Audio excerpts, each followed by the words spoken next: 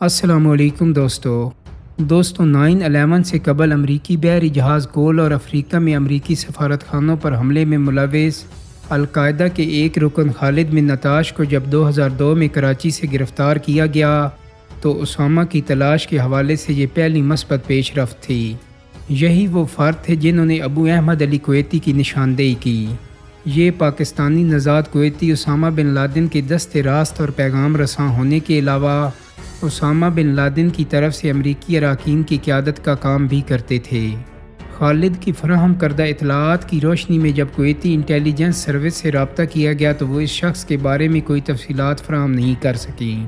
ایک ذرائع نے مذکورہ رپورٹ کے بارے میں بتایا کہ 2009 سے نومبر 2010 کے عرصے میں اس شخص کی تلاش کے دوران CIA نے پاکستان کو 4 ٹیلی فون نمبر فراہم کیے، لیکن کسی تفصیل کے بغیر کہ وہ کس فرد کو تلاش کر رہے ہیں، لیکن یہ تمام ٹیلی فون نمبر زیادہ تر بند رہتے تھے۔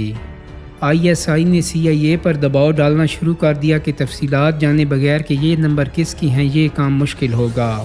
ماضی کے واقعات پر نظر ڈالتے ہوئے اب کمیشن کی رپورٹ نے تصدیق کر دی ہے کہ تاش کے انکشافات کے مطابق کویتی اسامہ بن لادن کا دست راست تھا۔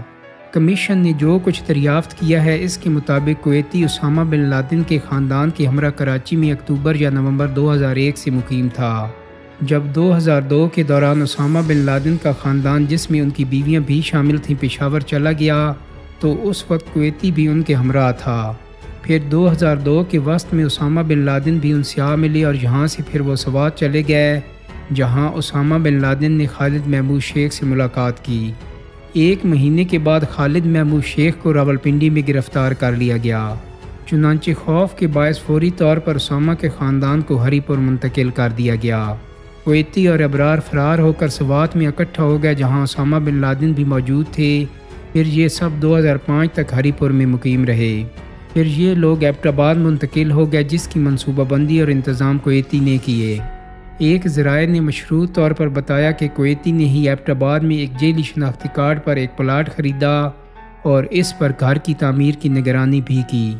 ذرائع کا کہنا ہے کہ یہ 3 کمپلیکس پر مشتمل تھا، ایک اوپن کمپاؤنڈ، ایک ملحقہ گھر جس میں کویتی اور اس کا گھرانہ رہتا تھا، جبکہ مرکزی حصہ 3 منزلہ گھر پر مشتمل تھا۔ دونوں بلائی منزلیں اسامہ بن لادن اور ان کی فیملی کے زیر استعمال تھیں۔ ان کی سب سے چھوٹی بیوی کا قیام دوسری منزل پر تھا، جبکہ ان کی پرانی بیویاں شریفہ اور خائرہ پہلی منزل پر مقیم تھیں۔ کویتی کا بھائی ابرار اور اس کی بیوی اسی گھر کے گراؤنڈ فلور پر رہتے تھے۔ کمیشن کی جانب سے یہ بتایا گیا کہ سوات، ہری پور یا ایبٹ آباد میں قیام کے دوران اسامہ بن لادن نے کبھی ٹیلی فون لائن، انٹرنیٹ یا کیبل کنیکشن استعمال نہیں کیا۔ اگرچہ ایک سے زیادہ شہروں میں جہاں ان کی فیملی کا قیام رہا، ایک ڈش الجزیرہ چینل دیکھنے کے لیے ان کے استعمال میں ضرور رہی۔ کمیشن کی نشاندہی کے مطابق ایبٹ آباد کے مذکورہ گھر میں رہنے والوں کے غیر قانونی قیام سے مقامی سطح پر حکام لا علم تھے۔ مثال کے طور پر یہ بات نوٹ کی گئی کہ عام اور دستی شناختی کارڈ زمین کی خریداری کے لیے استعمال کیا گیا، جبکہ نادرہ کی جانب سے 2004 میں کمپیوٹرائزڈ قومی شناختی کارڈ کا استعمال لازم ہو چکا تھا۔ عام شناختی کارڈ جو ختم ہو چکا تھا، ریونیو ڈپارٹمنٹ، کنٹونمنٹ بورڈ اور دوسرے اداروں کی طرف سے قبول کر لیا گیا۔ مزید یہ کہ شناخت اور ایڈریس کی کبھی تصدیق نہیں کی گئی۔ اس کے علاوہ ذرائع نے یہ بھی بتایا کہ تیسری منزل کی تعمیر عمارتی قوانین کی خلاف ورزی تھی، لیکن اس حوالے سے بھی حکام نے کوئی مداخلت نہیں کی۔ کمیشن نے مزید نشاندہی کرتے ہوئے بتایا کہ اس گھر کی قلعہ نما تعمیر پر کنٹونمنٹ بورڈ، پولیس، انٹیلیجنس اداروں اور مقامی لوگوں کا دھیان نہیں گیا۔ اس کے علاوہ اس گھر کے مکینوں کی طرف سے پراپرٹی ٹیکس کی 2005 سے عدم ادائیگی بھی حکام کی توجہ اس جانب مبذول نہ کروا سکی۔ دوستو، امریکہ کا اسامہ کے خلاف آپریشن کے بارے میں اسامہ کی بیویوں کا موقف کیا ہے؟ اسامہ بن لادن کی بیویاں بتاتی ہیں کہ جب رات کے درمیانی حصے کے دوران ایبٹ آباد کے کمپاؤنڈ میں امریکن نیوی سیل کے اہلکاروں کا حملہ ہوا تو اسامہ بن لادن کا پہلا رد عمل یہ تھا کہ انہوں نے اپنی فیملی سے کہا کہ وہ پرسکون رہیں اور کلمہ کا ورد کرتے رہیں۔ اس رات کو رونما ہونے والے پے در پہ واقعات کے نتیجے میں اسامہ بن لادن قتل کر دیے گئے تھے۔ کمیشن نے اسامہ بن لادن کی فیملی سے بات کی، ساتھ ہی انٹیلیجنس رپورٹوں کی فراہمی کے ساتھ اس بات کی اجازت مانگی کہ ان کی تفصیلات کو اکٹھا کر کے دیکھا جائے کہ اس رات کیا ہوا تھا۔ کمیشن نے بتایا کہ امریکن سیل کے اہلکاروں کی ٹیم جلال آباد سے رات کو 11 بجے روانہ ہوئی تھی اور لگ بھگ 1.5 گھنٹے میں ایبٹ آباد پہنچ گئی تھی۔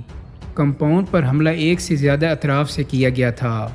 کمیشن کی رپورٹ کے مطابق امریکن نیوی سیل نے کمپاؤنڈ میں ملحقہ گھر پر حملہ کیا اور لوہے کے دروازوں کو اڑا دیا۔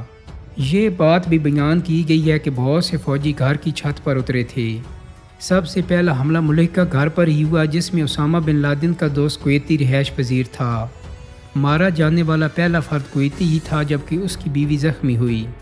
ذرائع کے مطابق کمیشن کو یہ معلوم ہوا کہ کمپاؤنڈ کے مرکزی گھر کے تمام فلورز پر بیک وقت حملہ کیا گیا جس سے ابرار اور اس کی بیوی ماری گئی۔ ابرار کویتی کے بھائیوں میں دوسرے نمبر پر تھا۔ اسی دوران اسامہ بن لادن کی بڑی بیویوں کے بچے ان کے بیٹے خالد کی ہمراہ سیڑھیوں کے ذریعے اپنے والد کے پاس جانے کے لیے دوڑے۔ خالد کو ان کے والد نے نیچے کی طرف ابرار کی مدد کے لیے بھیجا لیکن وہ سیڑھیوں پر ہی امریکی فوجیوں کے ہاتھوں مارے گئے۔ ذرائع نے بتایا کہ جب امریکی فوجی اہلکار اسامہ بن لادن کے کمرے میں پہنچے تو ان کے ہاتھ میں ہتھیار تھا اور وہ شیلف پر ایک گرنیڈ تلاش کر رہے تھے۔ جیسے ہی وہ پلٹے ان کو شوٹ کر دیا گیا۔ اس مرحلہ پر عمل اور اسامہ کی بیٹی سمایا تیزی سے آگے بڑھیں کہ اس شخص کو روکیں۔ عمل گولی لگنے سے زخمی ہو گئی۔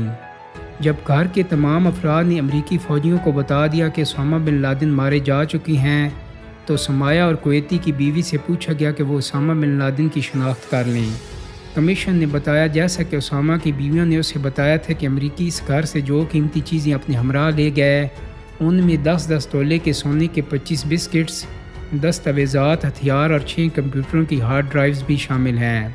کمیشن کی رپورٹ کے مطابق 4 ہیلی کاپٹرز اس کارروائی میں استعمال ہوئے جو پاکستان کی فضائی حدود میں غرسال اور شلمان کے درمیان سے داخل ہوئے۔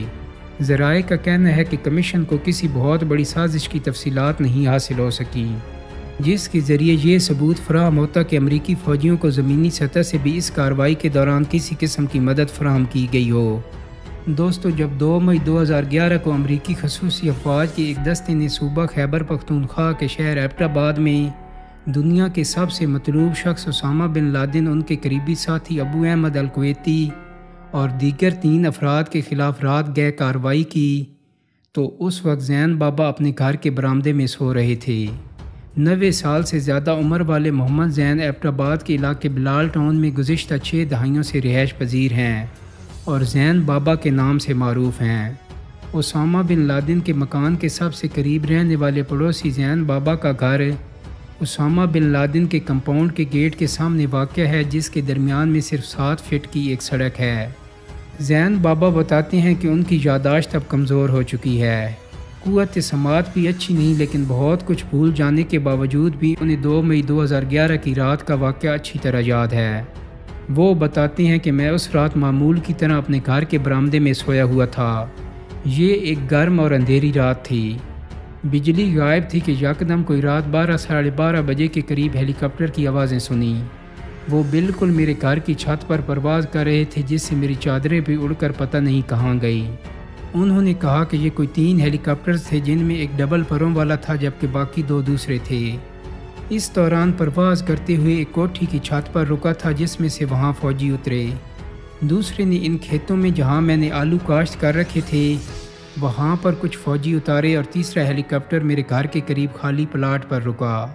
اسی دوران ایک ہیلی کاپٹر سین کے اوپر آیا تو پتہ نہیں کیا ہوا، وہ ایک دم تیزی سے درختوں کے درمیان سے گزرتے ہوئے کوٹھی کی دیوار کے پاس جا کر ٹکرا گیا۔ یہ نہیں پتہ چل سکا کہ اس میں پائلٹ بچ گیا تھا یا مر گیا۔ اس دوران 2 مرتبہ ان فوجیوں نے میرے گھر کے گیٹ کو بھی کھولنا چاہا تھا جبکہ چھت پر سے بھی بوٹوں کی آوازیں آ رہی تھیں۔ اس دوران بقیہ فوجیوں نے کوٹھی کا گیٹ کھولنا اور توڑنا چاہا مگر وہ اس میں ناکام رہے تو انہوں نے ہینڈ گرنیڈ پھینک کر گیٹ کو توڑا جس کا ایک ٹکڑا میرے گھر کے برآمدے میں بھی گرا، جو میں نے صبح پاکستانی حکام کے حوالے کیا تھا۔ ان کا کہنا تھا کہ کچھ فوجی اندر چلے گئے اور کچھ باہر رہے۔ اندھیرے کی وجہ سے میں دیکھ نہیں سکا کہ وہاں کیا ہو رہا تھا مگر بوٹوں کی آوازوں سے پتہ چلتا تھا کہ وہ تیسری منزل پر پہنچ گئے تھے جہاں پر 2 کمرے تھے۔ ان کمروں میں خواتین اور بچے ہوتے تھے۔ میں نے عورتوں اور بچوں کی چیخنے کی آوازیں اس طرح سنی جس طرح مرغی اور اس کے بچوں کو چھیڑا جائے تو وہ چیختی ہیں۔ ان چیخوں کی آوازیں سن کر میں ہل گیا تھا۔ مگر چند ہی لمحوں کے بعد وہ آوازیں آہستہ آہستہ بند ہو گئی تھیں۔ زین بابا بتاتے ہیں کہ اس کے بعد دوبارہ بوٹوں کی آوازیں شروع ہو گئیں۔ فوجیوں نے ہیلی کاپٹر میں بیٹھنا شروع کر دیا۔ مجھے کسی بندوق کی گولی کی کوئی آواز سنائی نہیں دی۔ وہ ابھی اڑے ہی ہوں گے کہ پولیس موقع پر پہنچ گئی، جس نے علاقے کو چاروں طرف کھڑے لوگوں کو ہٹانا شروع کر دیا۔ اس کے بعد فوج بھی پہنچ گئی، جس نے لاشوں کو نکالا، عورتوں اور بچوں کو گاڑیوں میں بٹھایا اور پھر وہاں چوکیاں قائم کر کے 1 سال تک موجود رہے۔ دوستو، القاعدہ کے رہنما اسامہ بن لادن کو مارے جانے والی ایبٹ آباد کارروائی کو آج بہت سا عرصہ مکمل ہو گیا ہے، لیکن اس فوجی کارروائی سے جڑے بہت سے سوال آج تک جواب طلب ہیں۔ پاکستان میں تو بحث اسی گرداب میں پھنسی رہی کہ حکومت پاکستان کو اس کا علم تھا یا نہیں، لیکن دیگر کئی اہم سوالات پر کوئی خاص توجہ نہیں دی گئی۔ اگر امریکی ہیلی کاپٹر بقول امریکیوں کے تکنیکی خرابی کی وجہ سے نہ گرتا تو کیا اسامہ زندہ گرفتار کیا جا سکتا تھا؟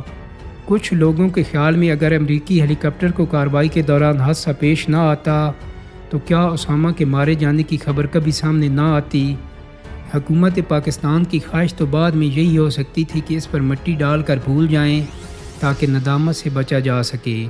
کیا پاکستان میں واقع کسی کو بھی، چاہے وہ فوج تھی یا حکومت کو، اس کارروائی کی پیش کی کوئی اطلاع نہیں تھی؟ حکام اس سے مسلسل انکار کرتے ہیں، لیکن عام لوگوں کے لیے اس سچ کو ماننا آج تک مشکل ہے۔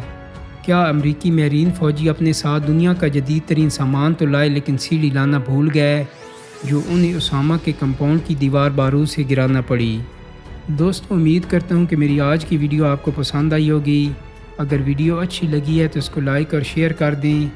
میرے چینل کو سبسکرائب کرنے کے ساتھ ساتھ بیل آئیکن کو بھی کلک کر دیں تاکہ آپ کو میری آنے والی مزید ویڈیوز کے نوٹیفیکیشن ملتے رہیں۔